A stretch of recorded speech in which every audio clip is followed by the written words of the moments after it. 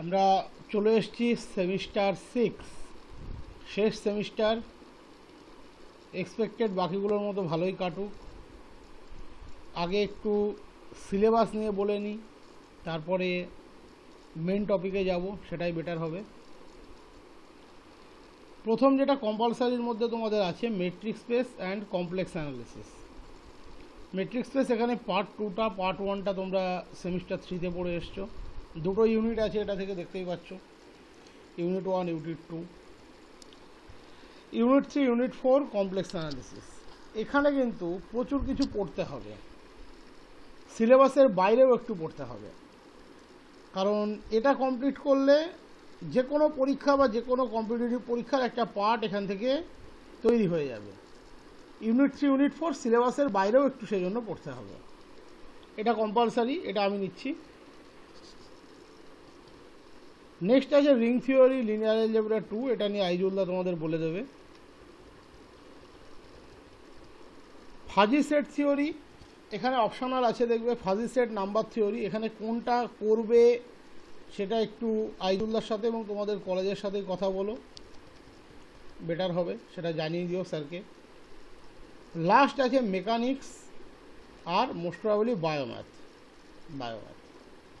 Expected এখানে mechanics অত্যন্ত কঠিন হলেও বায়োম্যাথে কেউই যাবে না, তার কারণ হচ্ছে এটা নতুন জিনিস, বায়োম্যাথটা অনেকটাই নতুন। এটা আমাদের এমএসসিতে ছিল, তোমাদেরও থাকবে, বাট বায়োম্যাথটার চেয়ে মেকানিক্সটা পড়লে তোমাদের আগামী দিনে প্রচুর কাজে লাগবে, এবং মেকানিক্সই হবে, এটা নিয়ে কোনো সন্দেহ নেই, এখানে মেকানিক্সই হবে।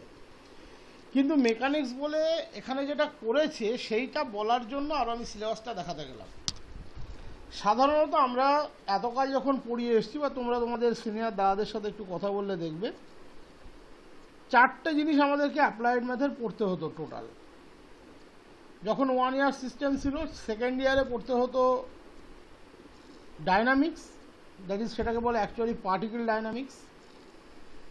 থার্ড ইয়ারে গিয়ে পড়তে হতো রিজিড ডাইনামিক্স, দ্যাট ইজ ডাইনামিক্সের দুটো পার্ট, পার্টিকেল রিজিড। তার সাথে থার্ড ইয়ারে যে ফিফথ পেপারটা ছিল সেখানে অনেক কিছু ছিল। স্ট্যাটিক্স ছিল, সেটা নিজেই একটা হিউজ ভলিউম, যেটার উপরে আমার নিজেরই বই আছে। রিজিড ডাইনামিক্স সেটাও একটা হিউজ পার্ট, হাইড্রোস্ট্যাটিক্স সেটাও একটা হিউজ পার্ট। এবং কথাই বলে যে থার্ড ইয়ারে উঠে আগে 4টে পেপার থাকতো, তার মধ্যে শেষ 3টে পেপার মিলিয়ে যা পড়তে হতো, ফিফথ পেপারে তার 1.5 গুণ পড়তে হতো। মানে 4টে পেপার থাকতো আগে, 6, 7, 8। সিক্সথ পেপারে থাকতো তোমার probability, statistics, tensor, vector. Seventh পেপারে এটা সেভেন্থ পেপারে থাকতো। সিক্সথ পেপারে থাকতো অ্যানালিসিস, সেভারাল ভ্যারিয়েবল, আর একটা কী ছিল মেট্রিক স্পেস। এইট পেপারে থাকতো numerical, theory, practical. That is এই এতগুলো টপিক, সেভারাল ভ্যারিয়েবল বলি বা অ্যানালিসিস বলি, অ্যানালিসিস পার্ট 2 সেটা রিম্যান ইমপ্রপার, যেটা তোমরা অলরেডি পড়ে নিয়েছো, vector, tensor, probability, statistics, numerical, সব মিলিয়ে যা পড়তে হয়, স্ট্যাটিক্স এবং রিজিড হাইড্রো মিলিয়ে তার চেয়ে বেশি পড়তে হয়। তোমাদের এখনকার যে সিলেবাস, এই সিলেবাসে হাইড্রোস্ট্যাটিক্স পুরোপুরি বাদ গিয়েছে। ঠিক তেমনি আগের বারে সেকেন্ড ইয়ারে যে পার্টিকেল ডাইনামিক্সটা থাকতো সেটা এখানে চলে এসছে। তোমাদের মেকানিক্সের এখানে টোটাল 3টে পার্ট আছে, একটা হচ্ছে স্ট্যাটিক্স আর একটা হচ্ছে ডাইনামিক্স। ডাইনামিক্সের মধ্যে দুটোই আছে, পার্টিকেল, রিজিড দুটোই আছে, তার মানে 3টে পার্ট আছে, statics, particle dynamics, rigid dynamics. এটা খুব ভালো করে পড়বে, আগামী দিনে প্রচুর কাজে লাগবে। যারা অ্যাপ্লাইড ম্যাথে যাবে তাদের তো ডেফিনেটলি কাজে লাগবে, যারা পিওর ম্যাথে যাবে তাদেরও কম্পিটিটিভে কাজে লাগবে। এবং এটা নিয়ে কোনো সন্দেহ থাকবে না যে এটা কেউ করাবে না, এটা সবাই করাবে। সমস্যা হচ্ছে এই স্ট্যাটিক্স পড়তে গেলে বা রিজিড ডাইনামিক্স পড়তে গেলে, পার্টিকেল ডাইনামিক্সে কোনো সমস্যা নেই, আমাদেরকে আউট অফ সিলেবাস কিছু জিনিস জানতে হয়। মানে যারা দেখবে ওই 9, 10-এ মেকানিক্স নিত তাদের কিছুটা এখানে সুবিধা হয়। এখানে আমাদেরকে কিছু বেসিক টুলস জানতে হয়। তা আমি আগেই বলেছি যে থিওরিটিক্যাল পার্টটা অফলাইন হবে এক্ষেত্রে, আর ম্যাথামেটিক্যাল পার্টটা অনলাইন হবে আপাতত যেভাবে চলছে। তো বেসিক টুলসটা আমি আপাতত করিয়ে দিচ্ছি, সেটা স্ট্যাটিক্সেরও করিয়ে দেবো, রিজিডেরও করিয়ে দেবো। আর ওদিকে কমপ্লেক্স অ্যানালিসিসটা স্টার্ট হবে, ওটা আপাতত দেখছি সেটা কি করা যায়। তো থিওরিটা কিছুটা স্টার্ট করা যেতেই পারে অনলাইনে, যেমন আউট অফ সিলেবাস বললাম, স্টিরিওগ্রাফিক প্রজেকশন, এটা সিলেবাসে নেই কিন্তু করতে হবে, খুব ভালো করে করতে হবে, ওটা আপাতত অনলাইনে স্টার্ট করি। আর এদিকে মেকানিক্সটা স্টার্ট করি। তো এবারে কিন্তু ডে বাই ডে ভিডিওগুলো দেখে নিতে হবে, কাজ জমিয়ে রাখলে হবে না, টাইম নেই, একদমই টাইম নেই, এই সেমিস্টারের টাইম খুব কম। স্ট্যাটিক্সের জন্য তোমরা আমার বইটা কিনে নেবে, প্রত্যেকে অ্যানালিটিক্যাল স্ট্যাটিক্স বইটা কিনে নেবে, টেকনো পাবলিশার্স।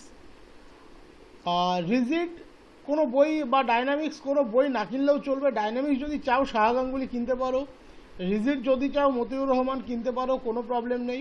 বাট এগুলো না কিনলেও চলবে, কারণ যে নোট দেবো আপাতত পিডিএফ ফর্মে, পরে তো জেরক্স দেবোই, দেখা করতেই হবে, কয়েকদিনের মধ্যেই দেখা হবে, আস্তে আস্তে সব জেরক্স দেবেও দেওয়া হবে। সেই জেরক্সটা মোর দ্যান এ বুক থাকবে, সেই জন্য কোনো প্রবলেম নেই, তোমরা চাইলে বই কিনতে পারো, নাও কিনতে পারো। তো এখানে স্ট্যাটিক্সে দেখতে পাচ্ছ যে ইউনিট 1, ইউনিট 1 অ্যাকচুয়ালি শুধু ইউনিট 1 নয়, ইউনিট 1 কিন্তু একটা বই, কোপ্লানার ফোর্স একটা চ্যাপ্টার, অ্যাস্ট্যাটিক ইকুইলিব্রিয়াম একটা চ্যাপ্টার, ফ্রিকশন একটা itself chapter, equilibrium of A particle on a rough curve chapter, virtual work chapter, forces in 3D chapter, general equation chapter, CG chapter, stable unstable chapter, এগুলো সব একটা করে chapter. তুমি হয়তো ভাববে sir বায়োম্যাথে তো খুব লাভ হতো, কোনো লাভ হবে না, ওখানে আরও ডবল পড়তে হবে। যে সিলেবাস বানিয়েছে এই সিলেবাসটা, তার দূরদর্শিতার অভাব আছে। এটা তুমি যাকে দেখাবে সিলেবাস সেই বলবে। ক্যালকাটা ইউনিভার্সিটির সিলেবাস খোলো, ওরা শুধুমাত্র স্ট্যাটিক্স আর রিজিড নিয়ে সিলেবাসটাকে বানিয়েছে। পার্টিকেলকে দেখো কিছুটা বাদ দিয়ে দিয়েছে, বারোয়ানে তো পুরোপুরিভাবে বাদ দিয়ে দিয়েছে, যা স্ট্যাটিক্সের 3টে চ্যাপ্টার রাখা আছে, রিজিডের কয়েকটা চ্যাপ্টার রাখা আছে। ওকে, মানে এরকম কল্যাণীর মতো ভার্স সিলেবাস কোনো ইউনিভার্সিটি বানায়নি, বা বানানো উচিতও ছিল না, কারণ এতটা পড়া তোমাদের পক্ষে এখানে সম্ভব নয়, কখনো সম্ভব নয়, এটা ডেফিনেটলি আমি বলতে পারি। ইউনিট 2 আছে সেন্ট্রাল ফোর্স একটা চ্যাপ্টার, কনস্ট্যান্ট মোশন একটা চ্যাপ্টার, ভ্যারিং মাস একটা চ্যাপ্টার, ট্যানজেন্ট নর্মাল একটা চ্যাপ্টার, কেপলার সেকেন্ড ল ওটা ওর মধ্যেই চলে যায়, প্ল্যানেটারি মোশন, মডেলিং ব্যালিস্টিক্স এটা একটা chapter. Unit 3 motion, rotating axis, projectile, resisting medium, সব আলাদা আলাদা chapter. Unit 4 degrees of freedom, moment of inertia, momental ellipsoid, principal axis, D'Alembert principal, motion about fixed axis, compound pendulum, motion of a rigid body in 2 dimension under finite and impulsive force, conservation of moment, সব আলাদা আলাদা chapter. তো সব মিলিয়ে দেখবে এই পেপারটাতে যা আছে সেটা 30 থেকে 32টা চ্যাপ্টারের কালেকশন। এবার তোমাদেরকে একটা জিনিস বলি, তোমাদের যে কোনো সিনিয়র দাদার সাথে কথা বলবে, দেখবে এই ইউনিট 3 তারা যখন আগে 1 ইয়ারে পড়েছে তখন তারা পড়েনি, কারণ এই ইউনিট 3 এতটা তুমি শেষ করতে পারবে না, এতটা তুমি শেষই করতে পারবে না, এতটা শেষ করা তোমার পক্ষে সম্ভব নয়। এই যে আমরা বলছি প্রজেক্টাইল, সরি ইউনিট 3 নয়, ইউনিট 4-এর এই পোর্শনটা, মোশন অ্যাবাউট ফিক্সড অ্যাক্সিস থেকে বাকিটা, এটা দেখবে কেউ পড়েইনি, কারণ এতটা পড়া সম্ভব নয়। মানে এই জায়গাটুকু দেখে মনে হচ্ছে আরে এইটুকু জিনিস আমি কোনোদিনই বাদ দেবো না, আমি সব পড়ে ফেলবো, সম্ভব না। কারণ এই motion about fixed axis, compound pendulum, rigid body in 2 dimension আর conservation of moment of energy দেখে ছোট লাগছে, এটা উপরের দুটো ইউনিটের যোগফল, কিন্তু আমি বলছি আমি পড়িয়ে দেবো। এই পোর্শনটা ইউনিট 4টা পুরোপুরি আমি কিন্তু অনলাইনে নেব, তাহলেই আমি একমাত্র সিলেবাস শেষ করতে পারবো, কারণ এটা একটা বিরাট জিনিস। ইউনিট 4 বলতে পারো উপরের দুটো ইউনিটের যোগফল, তাই এই পোর্শনটা পুরোপুরি অনলাইনে থাকবে, এটা তোমরা অনলাইনে খুব ভালো বুঝতে পারবে, সেরকম ব্যবস্থা করেই আমি করিয়ে দেবো। বাকিগুলো আমরা অফলাইনে স্টার্ট করি, ঠিক আছে? তো প্রথমে দেখা আছে moment and product of inertia. Degrees of freedom যতই থাক শুরুটা এখান থেকেই হবে, moment and product of inertia, যেটা তোমরা অনেকেই জানো, হয়তো বেসিক নলেজ অনেকেরই moment and product of inertia সম্বন্ধে আছে। তো প্রথম আমরা শুরু করতে যাচ্ছি রিজিড বডি। তাহলে আমাদেরকে যেটা জানতে হবে যে রিজিড বডি অ্যাকচুয়ালি কী, রিজিড বডির স্পেসিফিকেশানটা কী। দেখো তোমাদের নিশ্চয়ই মনে আছে যখন তোমরা জিওমেট্রি পড়েছিলে, তোমরা কি পড়েছিলে? Translation, rotation and combination of translation and rotation, that is T+R, translation plus rotation.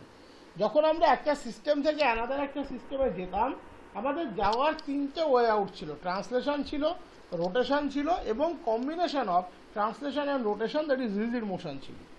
এই তিনটে পদ্ধতিতে কিন্তু আমরা একটা সিস্টেম থেকে আলাদা একটা সিস্টেমে আগে গিয়েছি, তিনটে পদ্ধতিতে। তার মধ্যে প্রথম পোর্শনটাকে ট্রান্সলেশন বলে, that is just shifting of origin হয়, কোনো অ্যাঙ্গেলে চেঞ্জ হয় না। রোটেশনে অ্যাঙ্গেলটা চেঞ্জ হয়, অরিজিনের কোনো চেঞ্জ হয় না। রিজিড মোশনে রোটেশনে এবং ট্রান্সলেশনের যোগফল, দ্যাট ইজ অরিজিনও চেঞ্জ হয়, ওরিয়েন্টেশনও চেঞ্জ হয়। এটাকে আমরা বলি T+R। এটাকেই কিন্তু আমরা বলি rigid motion. That is rigid body কাকে বলে? যেখানে ছবিতে দেখতেই পাচ্ছ আমি একটা ছবি ড্র করেছি, যার উপরে দুটো পয়েন্ট M1 M2 প্লট করেছি, মাঝের একটা ডিস্টেন্স R দিয়েছি। যদি এমন হয় যে distance between two particle of a rigid body remains always same, that is M1 এবং M2 যে ডিস্টেন্স, এটা যদি অলওয়েজ সেম থাকে ইন এনি সার্কামস্টেন্সেস, আমরা তাহলে একে রিজিড বডি বলতে পারি। দ্যাট ইজ রিজিড বডির ক্ষেত্রে আমরা ক্লিয়ারলি যেটা বলতে পারি যে কোনো দুটো পয়েন্টের দুটো কম্পোনেন্টের ডিস্টেন্স, কম্পোনেন্ট বলতে গেলে পার্টিকেলের কথা বলা হচ্ছে, তাদের ডিস্টেন্স অলওয়েজ সেম থাকবে।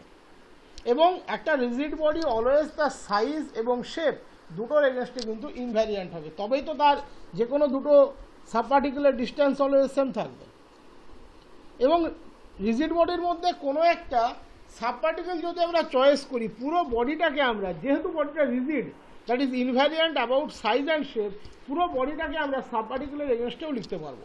এখানে পুরো বডিটাকে আমরা সামেশন M1 দিয়ে লিখতে পারি, আবার সামেশন M2 দিয়েও লিখতে পারি, কোনো প্রবলেম নেই। দ্যাট ইজ পুরো বডিটা যেহেতু রিজিড বডি, এর মধ্যে যে কোনো দুটো পার্টিকেল বা সাব পার্টিকেল বলতে পারো, M1 M2 নিয়ে নাও, তাদের ডিস্টেন্স R, এটা অলওয়েজ ফিক্সড থাকবে। পুরো বডিটাকে তুমি সামেশন M1 দিয়েও লিখতে পারো, সামেশন M2 দিয়েও লিখতে পারো, কোনো অসুবিধা নেই। যেটা খুশি বা যেভাবে তোমার পছন্দ তুমি এটাকে ডেসক্রাইব করতে পারো। তা আমরা কি বলছি? A rigid body has invariable size and shape. একটা রিজিড বডির ইনভ্যারিয়েবল সাইজ এবং শেপ আছে। The distance between any two particles of the rigid body remains always same. Rigid বডির মধ্যে যে কোনো দুটো পার্টিকেল তুমি চয়েস করো, তাদের ডিস্টেন্স অলওয়েজ কী থাকবে? সেম থাকবে। এটা অ্যাকচুয়ালি আমার একটা বইয়ের লেখা, হ্যাঁ, বইটা মানে স্টার্ট হয়েছে, যে কারণে আমি ওটাই তোমাদেরকে দিয়ে দিচ্ছি। পিডিএফটা আমি ওখান থেকেই দিয়ে দিচ্ছি বানানো থেকে, ওই জন্যই লেখা আছে ইন দিস বুক, শব্দটা লেখা আছে ওখানে। দেখো, moment of inertia about a line, কিছু বানান ভুল টুল থাকতে পারে, হ্যাঁ। এই লেখাটা আমি অ্যাকচুয়ালি রাত থেকে একজনকে দিয়ে লেখাচ্ছি, এখানে যেমন এটা অ্যাবাউট আমি দেখতে পাচ্ছি ভুল লিখেছে, এগুলো আমি পরে কারেকশন করব, এখন টাইম নেই, তোমাদের দিয়ে দেবো, তোমরা দেখে নিও। না, ঠিকই লিখেছে, moment of inertia of a body about a line, ঠিক আছে। Moment of inertia of a body about a line, একটা বডির মোমেন্ট অফ ইনার্শিয়া একটা লাইনের রেসপেক্টে, এখানে আমরা লাইনের রেসপেক্টে ডেসক্রাইব করছি। সেটা চাইলে কোনো একটা পয়েন্টের রেসপেক্টেও করা যায়, কোনো একটা প্লেনের রেসপেক্টেও করা যায়, কোনো একটা যে কোনো কিছুর রেসপেক্টেই করা যায়। সাধারণত লাইনের রেসপেক্টে বললে, যেটাকে আমরা পারপেন্ডিকুলার ডিস্টেন্স বলি, জেনারেল কেসে আমরা সেটাকে শর্টেস্ট ডিস্টেন্স দিয়ে ডেসক্রাইব করতে পারি, তাতে কোনো প্রবলেম নেই, ঠিক আছে। জেনারেল কেসে আমরা শর্টেস্ট ডিস্টেন্স দিয়ে ডেসক্রাইব করতে পারি। তো আমরা এখানে বলছি if m be the mass of an element of a rigid body, যদি কোনো রিজিড বডির মাসটাকে আমরা স্মল m দিয়ে ডিনোট করি, এলিমেন্ট মানে পুরো রিজিড বডির মাস নয়, তার মধ্যে যে কোনো একটা পার্টিকেল, সাব পার্টিকেল ভাবতে পারো, তাকে আমরা m দিয়ে তার মাসটাকে ডিফাইন করি। যেমন দেখতেই পাচ্ছ এখানে ছবিতে দেখতে পাচ্ছ, এখানে আমরা এটাকে M1 দিয়ে ডিফাইন করেছি, এরকম বলতে চাইছে। যে লাইনের রেসপেক্টে আমরা মোমেন্ট অফ ইনার্শিয়া বার করব, সেই লাইন থেকে যদি ওই এলিমেন্টটার ডিস্টেন্স r হয়, তাহলে mr² হবে ওই এলিমেন্টটার মোমেন্ট অফ ইনার্শিয়া, আর সামেশন mr² হবে টোটাল বডির moment of inertia about the prescribed straight line. তাহলে কি বলেছি, কথাটা ভালো করে বুঝবে। বলেছি moment of inertia of a body about a line, if m be the mass of an element of a rigid body, যদি রিজিড বডির মাসটা আমরা m বলি, রিজিড বডির মাস বলতে এখানে একটা এলিমেন্টের মাস বলা হচ্ছে, যেমন তুমি ওখানে দেখলে M1, ঠিক সেই রকম। তাহলে রিজিড বডির এলিমেন্টের মাস যদি m হয়, তাহলে টোটাল রিজিড বডিটাকে আমরা কি দিয়ে বলতে পারি? একটু আগেই আমি বলেছি সামেশন m দিয়ে ডেসক্রাইব করতে পারি। তাহলে টোটাল রিজিড বডিটাকে আমরা সামেশন m দিয়ে ডেসক্রাইব করতে পারি। যদি আর ওই এলিমেন্টটার ডিস্টেন্স হয়, যে লাইনটা দেওয়া আছে, দ্যাট ইজ যার রেসপেক্টে আমরা মোমেন্ট অফ ইনার্শিয়া বার করতে যাচ্ছি, তার রেসপেক্টে, তার থেকে, তাহলে mr² হবে ওই এলিমেন্টটার মোমেন্ট অফ ইনার্শিয়া। তাহলে এলিমেন্টের যদি mr স্কোয়ার হয়, সামেশন mr স্কোয়ার হবে moment of inertia of the body about the prescribed straight line. তাহলে সেটাই বলা আছে, এখানে এলিমেন্টারটা বলা হয়নি, টোটালটাই বলা থাকে বইয়ে সবসময়তে। Then summation mr square is called the moment of inertia of the body about the straight line. Okay, তাহলে এটা একটু গ্রাফিক্যালি প্রথমে একটু দেখা যাক।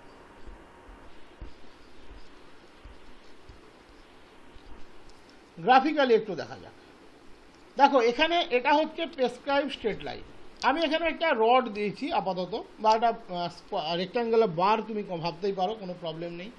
এই বারের মোমেন্ট অফ ইনার্শিয়া বার করব কার রেসপেক্টে? এই স্ট্রেট লাইনের রেসপেক্টে। তাহলে প্রথমে বারের উপরে আমি একটা সিম্পল এলিমেন্ট চয়েস করলাম। এলিমেন্টটা হচ্ছে এখানে স্মল এম। তাহলে টোটাল বারটাকে আমরা কি বলতে পারি? Summation m. এটা আমি প্রথম থেকেই বলে আসছি। তাহলে এলিমেন্টটাকে যদি আমরা স্মল এম বলি, টোটাল বারটাকে আমরা বলতে পারি সামেশন এম। তাহলে এই এম এর মোমেন্ট অফ ইনার্শিয়া প্রথমে আমি বের করব এই লাইনের রেসপেক্টে। দ্যাট ইকুয়ালস টু কি বলছে? এই এম থেকে এই স্ট্রেট লাইনের ডিস্টেন্সটা, দ্যাট ইজ পারপেন্ডিকুলার ডিস্টেন্সটা বের করো। আগামী দিনে এটা শর্টের ডিস্টেন্সে কনভার্ট হয়ে যাবে। তাহলে সেটা হচ্ছে আর। তাহলে ডিস্টেন্সটা হচ্ছে আর, আর এলিমেন্টটা হচ্ছে এম। তাহলে আমি কি বলেছি? mr square, that is the moment of inertia of the element about the straight line. তাহলে টোটাল বডির মোমেন্ট অফ ইনার্শিয়া কত হবে? Summation M R square, total বডির moment of inertia about the straight line. তার মানে কখনো কোনো rigid বডির ক্ষেত্রে আমরা যদি মোমেন্ট অফ ইনার্শিয়া বার করতে চাই, আমরা কি করব? প্রথমে তার এলিমেন্টের মোমেন্ট অফ ইনার্শিয়া বের করব, সেটাকে আমরা ওভারঅল সামেশন নিয়ে ডিস্ট্রিবিউট করে দেব, আমরা টোটাল বডির মোমেন্ট অফ ইনার্শিয়া পেয়ে যাব। যদি বডি কন্টিনিউয়াস হয় তাহলে এই সামেশনটাই কনভার্ট হয়ে যাবে ইন্টিগ্রেশন। এটা আমরা প্রত্যেকেই জানি, for continuous body summation converted into integration. তাহলে এটা ইন্টিগ্রেশনে কনভার্ট হয়ে যাবে। এবার দেখা যাচ্ছে এই সামেশন mr স্কোয়ার বডির total mass, that is capital M into some কোয়ান্টিটির সাথে ইকুয়াল। সাপোজ সেই কোয়ান্টিটিটা কে স্কোয়ার। এই ক্যাপিটাল এমটা আমি কি ডেসক্রাইব করলাম? ক্যাপিটাল এমটা হচ্ছে টোটাল মাস। আর আমি আগেই বলেছি বডির মধ্যে কোনো পার্টিকেল, দ্যাট ইজ এলিমেন্টারি মাস যদি আমরা পাই, তার সাম হিসাবেও আমি টোটাল মাসটাকে কিন্তু লিখতে পারি।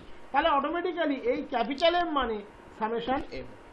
ওকে, ইন জেনারেল একটা জিনিস মাথায় রাখবে, এই সামেশন mr স্কোয়ারে না এমকে তুমি সামের বাইরে নিয়ে যেতে পারো, না আর স্কোয়ারকে তুমি সামের বাইরে নিয়ে যেতে পারো। mr স্কোয়ার ক্যালকুলেট করার পরে যেটা বেরোচ্ছে তার সামেশন নিচ্ছি আমরা। That is summation mr square মানে এমন নয় যে সামেশন এম আলাদা কোয়ান্টিটি, আর স্কোয়ার আলাদা কোয়ান্টিটি, কি এম বাইরে চলে গেল সামেশন আর স্কোয়ার হয়ে গেল। এটা কিন্তু অবাস্তব। কারণ তোমরা দেখতে পাচ্ছ আমরা প্রথমে এলিমেন্টের মোমেন্ট অফ ইনার্শিয়া কনসিডার করছি, তাকে ওভারঅল স্ট্রাকচার এর উপরে আমরা ডিস্ট্রিবিউট করছি। দুটো কিন্তু সেম জিনিস নয়। That is summation mr square মানে সামেশন এম আলাদা কোয়ান্টিটি, আর স্কোয়ার আলাদা কোয়ান্টিটি নয়। তাহলে এটা কে স্কোয়ারটা অটোমেটিক্যালি আর স্কোয়ার হয়ে যেত। কারণ সেটা যদি হতো যে সামেশন এম আলাদা কোয়ান্টিটি, আর স্কোয়ার আলাদা কোয়ান্টিটি, তাহলে কে স্কোয়ার আলাদা আর স্কোয়ার হয়ে যেত। সেটা নয়। অ্যাজ ওয়েল অ্যাজ আর সামেশন এম থেকে এমটাকে বের করে নিয়ে গেলাম সামেশন আর স্কোয়ার, সেটাও নয়। এটা total moment of inertia of the body about the straight line. আমি বলছি এটা ইকুয়ালস টু, যদি এরকম হয় যে বডির টোটাল মাস ইন্টু সামথিং, এবং এই সামথিংটাকে যদি আমরা স্কোয়ার আকারে লিখতে পারি, কে স্কোয়ার আকারে লিখতে পারি, that is summation mr square equals to capital M into K square, যদি এই ফর্ম্যাটে লিখতে পারি, যেখানে সামেশন ক্যাপিটাল এম মানে সামেশন আমি লিখে দিয়েছি, তার জন্য capital M equals to summation M equals to total mass. In that case K স্কোয়ারটা কত পাচ্ছি? Summation mr square by capital M, that is summation mr square by summation M. এবার বাস্তবে দেখা যাক এই কে স্কোয়ারের ইন্টারপ্রিটেশনটা কি আছে। কে স্কোয়ারের ইন্টারপ্রিটেশনটা কি আছে আমরা কি বলছি? Thus to determine the moment of inertia of a body of mass capital M, we take an element of the body, যেটা এতক্ষণ বলে এসেছি, multiply it by the square of its perpendicular distance from the given line. Given line থেকে ওই এলিমেন্টের যে distance তার square দিয়ে এলিমেন্টের মাসটাকে গুণ করে দাও, that is small m into r square.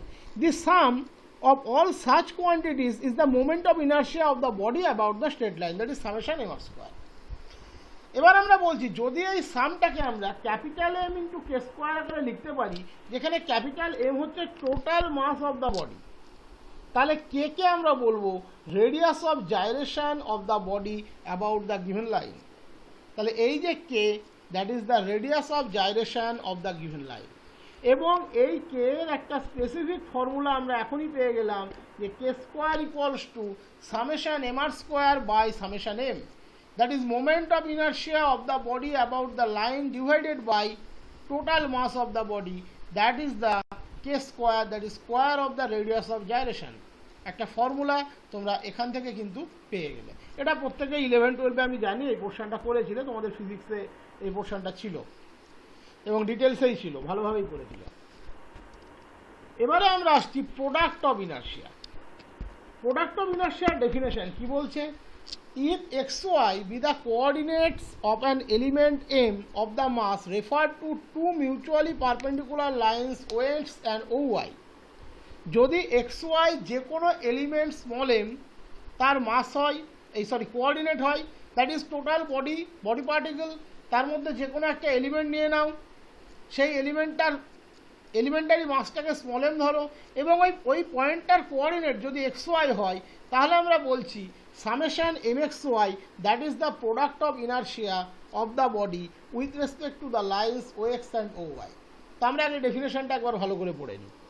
বলেছে if x, y be the coordinates of an element small m of the mass referred to two mutually perpendicular lines OX and OY, that is OX OY এর সাপেক্ষে কোনো একটা rigid body consider করো, তার একটা elementary মাস নাও, সেই elementary মাস যেটা তুমি চয়েস করলে তার কোঅর্ডিনেট যদি এক্স ওয়াই হয়, তার মানে অটোমেটিক্যালি ওয়াই অক্ষের সাথে তার দূরত্ব ওয়াই, আর তোমার অ্যাবসিসাটা হচ্ছে এক্স, তাহলে সামেশন এম এক্স ওয়াই এটাকে আমরা বলি PI, that is product of inertia with respect to the lines O X and O Y. আশা করি ছবিটা এঁকেছি। হ্যাঁ, দেখতেই পাচ্ছ আমি এখানে এক্স অ্যাক্সিস ওয়াই অ্যাক্সিস নিয়েছি, এখানে একটা রিজিড বডি কনসিডারও করেছি, তার উপরে আমরা একটা এলিমেন্টারি মাস নিয়েছি স্মল এম, যার কোঅর্ডিনেট হচ্ছে এক্স ওয়াই, দ্যাট ইজ আমরা যদি এই পারপেন্ডিকুলারটা ড্র করি, দ্যাট ইজ ওয়াই অ্যান্ড অ্যাবসিসাটা হচ্ছে এক্স, তাহলে সামেশন এম এক্স ওয়াই হচ্ছে product of inertia of the body with respect to O X and O Y. এখানেও একই, না এমটা সামেশনের বাইরে বেরোতে পারে, না এক্সটা বেরোতে পারে, না ওয়াইটা বেরোতে পারে। এবার যদি এটা 3 ডাইমেনশনাল ফিগার হতো, that is x y z, তাহলে সামেশন এম এক্স ওয়াই পেতে পারো, সামেশন এম ওয়াই জেড পেতে পারো, সামেশন এম জেড এক্স পেতে পারো। দেখো সেটাই এখানে বলা আছে, if mutually perpendicular axes O X O Y O Z be taken in the space, যদি আমরা স্পেসে নিই এবং পয়েন্ট এলিমেন্টারি যে মাসটা নিচ্ছি তার কোঅর্ডিনেট যদি সেক্ষেত্রে এক্স ওয়াই জেড হয়, তাহলে আমরা বলতে পারি summation m y z, summation m z x and summation m x y are the product of inertia of the body with respect to the pair of axes yz, zx and xy। এবারে আমরা যাচ্ছি moment of inertia of the rod of length 2a। মাথায় রাখবে একটা বডির moment of inertia সে কিন্তু কখনো কোনো ফিক্সড ফর্মুলা নয়, সে কিন্তু প্রেসক্রাইব স্ট্রেট লাইনের এগেনস্টে চেঞ্জ হতে থাকে, প্রেসক্রাইব স্ট্রেট লাইনের এগেনস্টে সে কিন্তু চেঞ্জ হতে থাকে। সেটা ডিপেন্ড করবে কার রেসপেক্টে মোমেন্ট অফ ইনার্শিয়া বার করতে দিয়েছে তার উপরে। কিছু কিছু বইয়ে, যেমন আমি এখানে মতিউর রহমানটা নিয়েই বসছি তোমাদের দেখানোর জন্য, এরা যেমন রো দ্যাট ইজ ডেন্সিটিকে ইনক্লুড করে কাজ করার চেষ্টা করে, ডেন্সিটিকে ইনক্লুড করে কাজ করার চেষ্টা করে। আমরা ডেন্সিটিকে ইনক্লুড করেও কাজ করতে পারি, ইনক্লুড না করেও কাজ করতে পারি। যদি ইনক্লুড করি তার জন্য এক ধরনের চিন্তাভাবনা আছে, যদি ইনক্লুড না করি তার জন্য এক ধরনের চিন্তাভাবনা আছে। ইনক্লুড করলেও রেজাল্টের কোনো পরিবর্তন আসবে না, ইনক্লুড না করলেও রেজাল্টের কোনো পরিবর্তন আসবে না। সেটা দ্বিতীয় ভিডিওতে আমি দেখাবো। ইনক্লুড করলেও কোনো পরিবর্তন আসে না, ইনক্লুড না করলেও কোনো পরিবর্তন আসে না। তাহলে একই বডি তার মোমেন্ট অফ ইনার্শিয়া ডিফারেন্ট লাইনের রেসপেক্টে কিন্তু ডিফারেন্ট আসবে, সেটা মাথায় রাখতে হবে। ডিফারেন্ট লাইনের রেসপেক্টে মোমেন্ট অফ ইনার্শিয়া কিন্তু ডিফারেন্ট আসবে। তাহলে প্রথমে আমরা একটা রডের মোমেন্ট অফ ইনার্শিয়া বের করতে যাচ্ছি, যেখানে রডের লেন্থ হচ্ছে 2a। কার রেসপেক্টে? প্রথমটা ভালো করে দেখা যাক, কেস 1টা। কেস 1 আমরা একটা অ্যাক্সিসের রেসপেক্টে বের করতে যাচ্ছি, যে রডের সাথে পারপেন্ডিকুলার আছে এবং রডের একটা এন্ড দিয়ে গিয়েছে। রডের সাথে পারপেন্ডিকুলার আছে এবং রডের একটা এন্ড দিয়ে গিয়েছে। তো ছবিটা আমি একটু লার্জ করে দেখাচ্ছি যাতে তোমাদের বুঝতে সুবিধা হয়। এই প্রবলেমটা শুরুর আগে একটা জিনিস বলে রাখি, মনে রাখবে একটা কথা এখানে, যে এই মুহূর্তে তোমার কাছে যেটা প্রবলেম, আগামীতে কোনো প্রবলেমে সেটা কিন্তু থিওরি হিসাবে কাজ করতে পারে in case of rigid dynamics. এখন তুমি যেটা পড়তে যাচ্ছ যে একটা রডের মোমেন্ট অফ ইনার্শিয়া একটা লাইনের রেসপেক্টে, যেখানে লাইনটা কোথায় দিয়ে গিয়েছে না রডের একটা প্রান্তবিন্দু দিয়ে গিয়েছে এবং রডের সাথে পারপেন্ডিকুলার। এটা তোমার কাছে কিন্তু এখন একটা প্রবলেম, বাট আগামীতে কোনো প্রবলেম সলভ করতে গিয়ে এটা কিন্তু অ্যাজ এ থিওরি ওয়ার্ক করবে। এটা কিন্তু রিজিড ডায়নামিক্সের একটা বৈশিষ্ট্য। আজকে যেটা সমস্যা, কালকে সেটাই তোমাকে সমাধানের পথ দেখাবে। এবং কঠিন বলে কেউ রিজিড ডায়নামিক্সকে অবহেলা করো না। একটা জেনারেল ট্রেন্ড আছে, আমি তোমাদের বলে রাখি, প্রত্যেকে স্ট্যাটিক্সটাকে পড়বে বা পড়ার চেষ্টা করবে, পার্টিকেল ডায়নামিক্সটাকে পড়বে কারণ ওটা সোজা। General trend, finally rigid dynamics বাদ দেবে। এটা করো না, এটা করো না। তার কারণ সেই জন্য আমি সেইভাবে করানোর চেষ্টা করছি যাতে এই প্রবলেমটা তোমাদের মধ্যে অ্যারাইজ না করে। তাহলে এবার পরিষ্কার দেখতে পাচ্ছ যে এখানে এই হচ্ছে rod, this is the rod. এখানে একটা নাম দিয়ে দিও বি, এখানে যেমন বি নামটা দেওয়া আছে এখানে একটা বি নাম দিয়ে দিও। তাহলে দেখতে পাচ্ছ এটা একটা রড। রড মিনস সাধারণ